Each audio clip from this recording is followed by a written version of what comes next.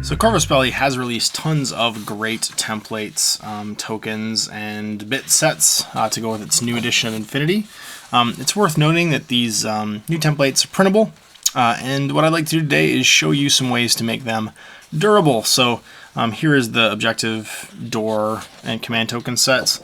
I've also got printed off the gloss marker sets, and all these are just printed on fairly heavy stock paper. What we need to do now is go get them laminated, and I'm going to show you on the silhouette templates how to get the most out of this template set and all the other marker sets that aren't the 1-inch circular markers, because we've done through that in my previous hobby tip, which was making the bead epoxy sticker markers with 1-inch tokens. We're going to talk now about how to get the most out of these heavier ones to make yourself something like this. A nice finished, plasticized, and fairly indestructible token for Infinity. So what I've got here is I have a set of the template markers as provided and printed off from the website, the Infinity website, that's been laminated. That's all I've done to them, is I've laminated them. Now, the problem with lamination normally is that it only goes as far as the edge. It doesn't actually seal or melt to the paper and create a plastic card, but that can easily be circumvented. So to make myself some nice silhouette templates, after I laminated them, all I've done is I've cut them out. So I'm going to show you on this one right here. This is one for remotes, so I'm going to quickly cut this out and then I will trim it. So just trimming along the edge right to the black line. The actual silhouette is the interior of this black line, so all the way to the white. So trimming off the excess. And what this is doing is it's exposing the 2 layers of plastic from the lamination process. There's an open edge right now all the way around this template.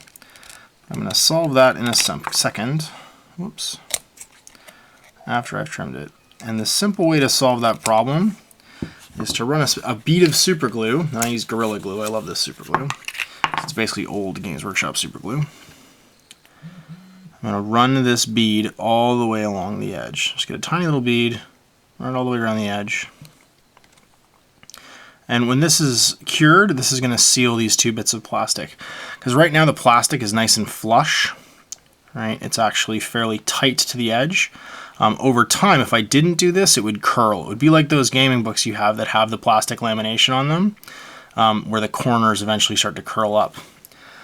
So the only trick now is that you want it to dry. You want to put it on something that's not going to touch all the edges, so you don't accidentally super glue it down. So what I usually do is I get something that's just going to sit in the interior. So I'm going to use my 1-inch hole punch here and just put it in the interior and let it dry for a bit. I've already done the tag sized one.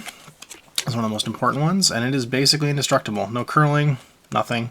So I'm going to continue on with the rest of these markers, and I will have a complete set of silhouette templates for not very many bucks. So if you need to get something laminated, just find a local printing shop. They can usually laminate it for you.